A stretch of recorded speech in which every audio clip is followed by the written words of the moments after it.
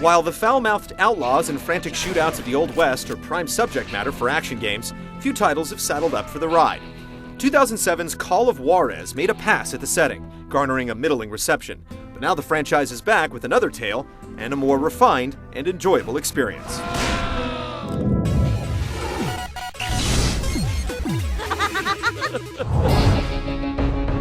Bound in Blood is a prequel, but the story stands on its own merits. Ray and Thomas McCall desert the Confederate Army to defend their family home and flee west with their brother William, a priest troubled by his brother's declining morals. The McCalls hear of buried treasure near Juarez and make some unsavory alliances, but the biggest threat facing the brothers lies with a shady, two-timing woman. Would you like to walk with me? I need to fill this skin with water. It's an enjoyable tale of double crosses, treasure hunting, and adventure, but William's concerns for his brothers can get tiresome at times. My brothers do not need more blood on their hands. There's also far too much focus on the vengeful Confederate colonel who relentlessly pursues the McCalls, which distracts from the more important matters long after his role should have ended. Thomas, don't! He'll kill you!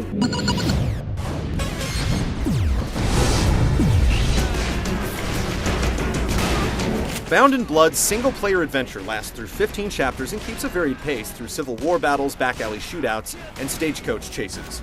Before each level, you choose to play as either the stronger brother Ray or the more agile Thomas, giving you access to unique abilities and slightly different pathways.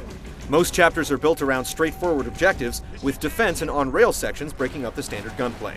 However, 2 levels take a more open-world approach, with wanted posters advertising side quests you can pursue for extra cash. In addition to the 8-hour single-player game, Bound in Blood features 5 online multiplayer modes, pitting lawmen against outlaws.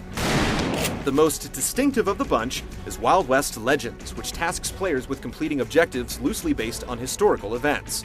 In one scenario, a team of outlaws has to plant dynamite charges to rob a bank, gain access to the stables, and ditch town on horseback. Meanwhile, the lawmen have to do everything they can to hamper them until the timer runs out. Rather than counting raw kills, the game assigns a bounty to each player based on experience and skill level, rewarding players for targeting tougher opponents instead of respawning newcomers. There are 5 different classes to choose from at first, ranging from riflemen, snipers, and bow wielders. As you save up cash, you unlock additional classes, and you can purchase temporary class upgrades if you earn enough dough within a match. Missing from Bound in Blood is any form of co-op play, which is odd, since the game often feels like it was designed for the feature. Thomas sometimes needs to lasso his way over a gap to lower a bridge for Ray, or the two might storm through a door together, but there's no opportunity to experience this teamwork with another player. However, there's still plenty to do with the fleshed-out multiplayer mode, and a single-player adventure that's fun to replay as a second character.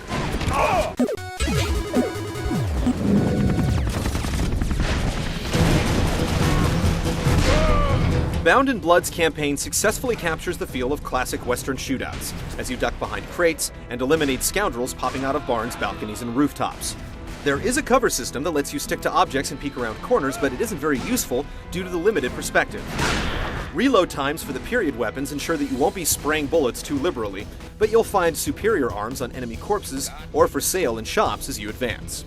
The brothers can each carry 2 pistols and a rifle or shotgun at all times, but each has specialties that favor distinct playstyles. Ray is more of a brute, tossing dynamite like hand grenades, dual-wielding pistols, and carrying Gatling guns if you can find them. Thomas is more subtle, with silent weapons like the bow and throwing knives, and a lasso that he can use to climb to higher locations. And if you're indoors, either brother can grab a chair and bust it over someone's head. Quickly racking up kills lets you activate concentration mode, which freezes time so you can pick off any enemies in view. The mechanics are specific to each McCall, and there are also pre-scripted moments where you'll bust into rooms for surprise attacks, with the brothers competing to clear the room in the blink of an eye. Now, if you're gonna prove you aren't a yellow-bellied sapsucker, you're gonna have to face off man-to-man in a few duels. With the left stick keeping the focus on the sorry fool in front of you, and the right stick keeping your hand near the Widowmaker, you listen for the bell's toll to draw before you take a face full of lead. In a sense, duels are little more than quick-time events, with all the associated trial and error, but at least the game gives you a second chance if you fail.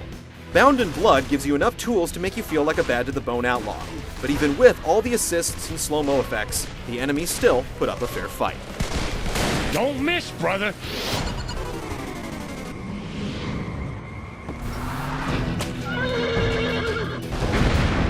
Bound in Blood's presentation is a major case of give and take. Detailed character models are often paired with stiff animations. Riding on horseback doesn't look right at all, and the voice acting for minor characters can be pretty poor. Running River gathers a tribal council, but won't listen to our council. Plus, shoddy engine performance delivers screen tearing and shimmering effects whenever the camera is in motion, marring much of the art and visual fidelity.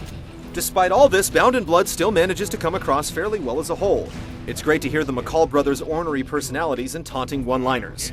There are moments of striking beauty as you travel downstream through Arizona forests or look up from a withering Georgia cornfield.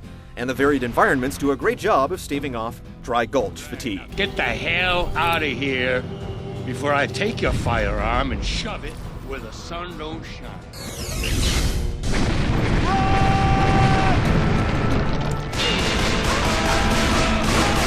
Overall, Call of Juarez Bound in Blood is a big step up from the previous title.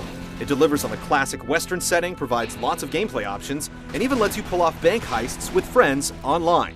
And without a single assault rifle to be found, it's a welcome change of pace from the standard shooter fare.